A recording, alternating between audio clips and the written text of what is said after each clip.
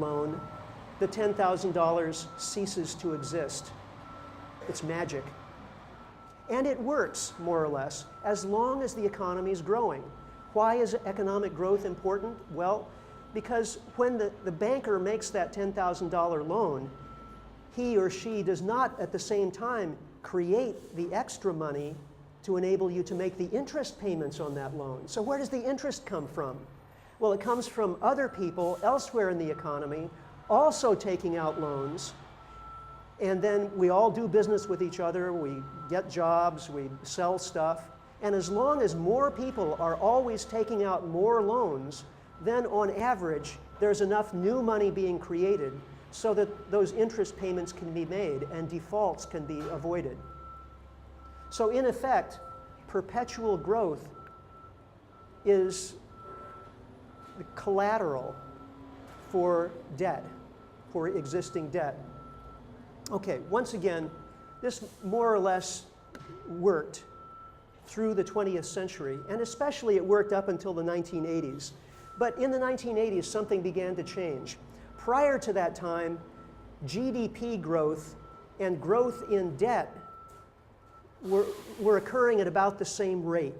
In other words, we were creating just enough new money to fund all of the new economic activity that was occurring. Starting in the 1980s, globalization starts.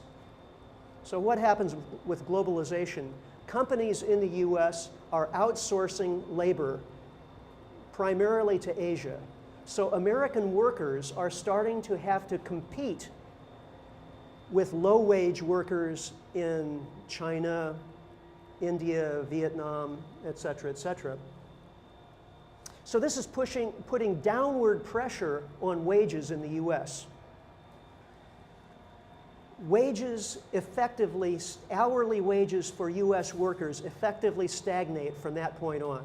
Hourly wages for US workers are effectively no higher today than they were in 1980. So if the economy needs workers to buy more stuff, which it does, 70% of the economy by this time is consumer spending, okay? And if people want to buy more stuff because they're constantly being advertised at, we want to buy bigger houses and SUVs and flat screen TVs and handheld electronic devices and all this. We want all this stuff. How are we supposed to pay for it if our hourly wages are not increasing? Answer, more debt.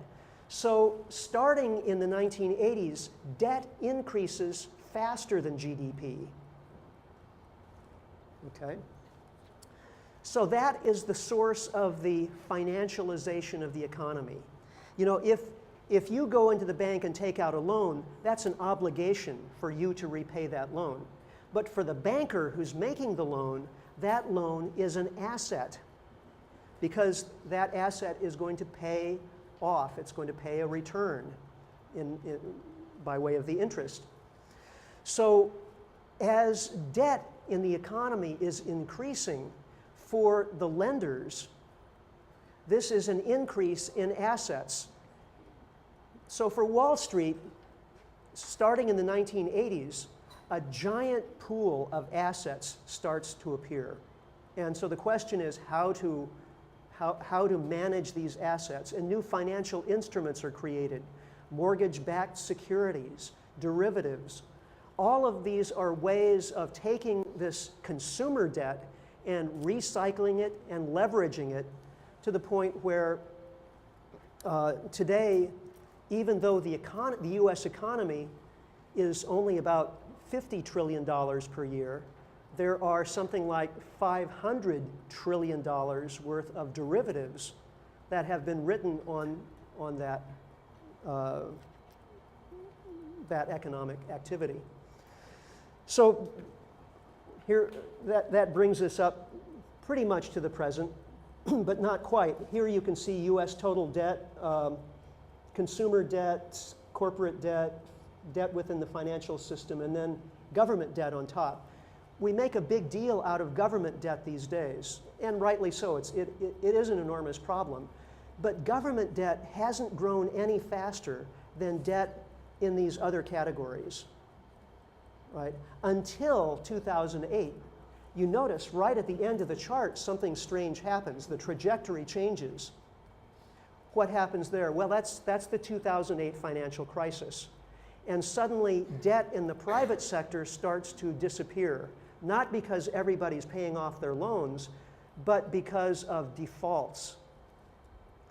Something like $6 trillion of value in American homeowners' primary asset, which is their homes, disappears almost overnight. $6 trillion worth of value as a result of plummeting home values. Well, for banks, of course, this means that a lot of the debt that they have written on the back of those home mortgages is now effectively worthless. Home equity lines of credit, second mortgages, based on the value of those homes, these become what are known in the industry as toxic assets. And they're still being held on the books of the big Wall Street banks and hidden from view. Because if they were to come out into the light of day, it would be clear that most of the big Wall Street banks are in fact bankrupt.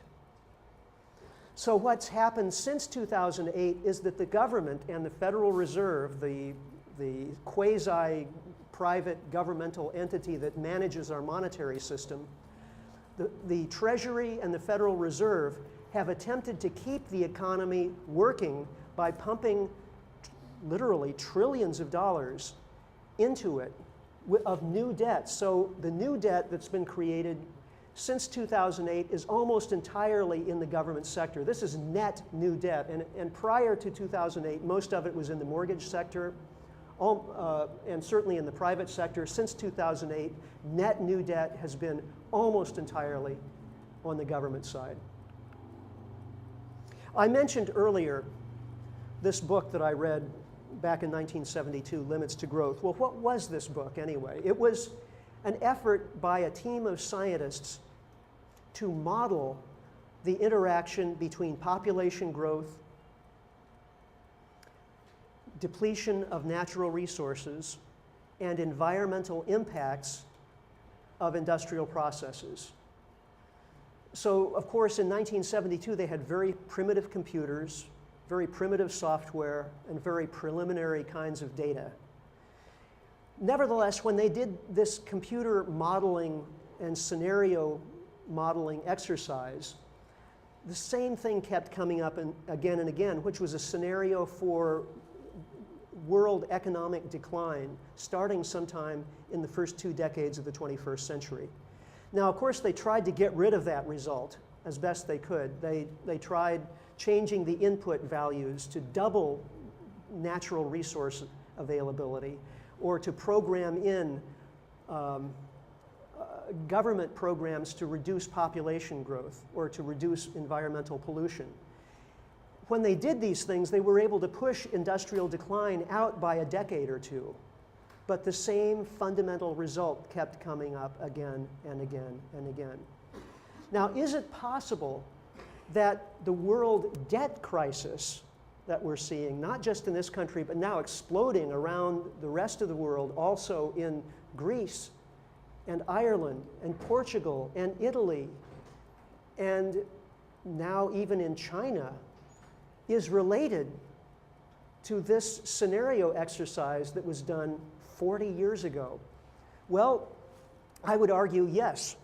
First of all, if all of this growth has been fundamentally based on fossil fuels, well, we know that fossil fuels are finite in quantity. So in principle, at some point, they start to get more expensive and difficult to get out of the ground. The fossil fuel age, whether it's 300 years or 400 years, we can argue about what the reserves are of coal or oil or natural gas, and what new technologies will be able to, will enable us to extract marginal sources and so on. Nevertheless, from a big picture point of view, it's going to look like this. Nobody disputes that. So the question is, where are we on that trajectory? Well, let's start with the United States. The US, as I said earlier, is really where this all started. It's where the oil industry started. We sometimes call ourselves the Saudi Arabia of coal. So how's the US doing with fossil fuels? Well, With oil, which is the most important of the fossil fuels because it's over 90% of our transport energy, while the US was the world's foremost oil producer and exporter in the early 20th century, by now we are by far the world's foremost oil importer. US oil production peaked in 1970. The vertical green bars are discoveries of oil. They peaked in 1930. So even though we're still finding oil in the US, we're finding less and less of it, and we're finding lower and lower grade, harder to get and more expensive to produce oil. And US oil production peaked in 1970. It's been declining ever since, generally speaking. Some years are better than others, but we're producing about 5.6 million barrels of oil per day now versus 10 million barrels of oil per day in 1970. This is what the discovery situation looks like globally. World oil discoveries peaked around 1964 and have generally been declining since then. Once again, it's not that we're not finding any oil, we're not running out of oil. What's happening is we're replacing reserves of easy to access, high quality oil, cheaply produced oil, with reserves of lower quality, more expensive to produce, slower to produce oil. And this is having an impact on actual rates of production, which is really what it's all about. We want to produce more oil with every passing year in order to have more economic growth, more transport, more travel, more tourism, and all the rest. Well, actual world crude oil production has been stuck in neutral since 2004. That's 7 years of plateau. Now, is that just because nobody wants any more oil? Well, actually, that's not the case. In fact, in China, there is rapidly growing demand for oil. So we've been seeing increasing demand, rising prices, and flat supply, which is a perfect opportunity for speculators who helped drive up the price back in 2008 and are helping again today. This is what the oil industry looked like back in the 1930s. This is what it looks like today. This is a slide from the US Department of Energy, Energy Information Administration. All of those nice colored bands are all the oil that we know about in the world. OPEC oil, non-OPEC oil, conventional oil, unconventional oil, tar sands, that's all of it. And you'll notice right around 2012 it starts dropping off. But not to worry, says the Department of Energy. The gap will be filled, we'll still have plenty, the gap will be filled by unidentified projects. Now, nobody knows what those unidentified projects are, but we trust that they'll appear just in time as soon as we need them. I would call this a faith-based energy policy. It's worked for us up till now. The question is, for how long will it continue to work? The situation we're facing right now is that world oil prices are effectively now a cap on US economic growth. In order to develop new oil production capacity, the costs to the industry are very high, much higher than they were just a decade ago. A decade ago, this first figure was more like $20. Today, and actually this slide is probably out of date. It probably should be something more like $87 per barrel is the price needed by the industry in order to justify development of new production capacity. Okay? But we know from recent economic history that every time the oil price gets up to around $100 a barrel and stays there in inflation-adjusted terms, the economy goes into recession. The vertical gray bars are historic recessions. The red squiggly line is oil prices. As you can see, every time there's been an oil price spike, a recession has followed. Now, we have had at least one recession that does not appear to be correlated with an oil price spike, but I don't see any oil price spikes there that aren't correlated with recessions. So here we are with the world oil price, once again, up to about $110 a barrel, and we see the global economy struggling to achieve growth. This is not a temporary phenomenon. We have entered new economic territory, and it's going to have impact all the way up and down the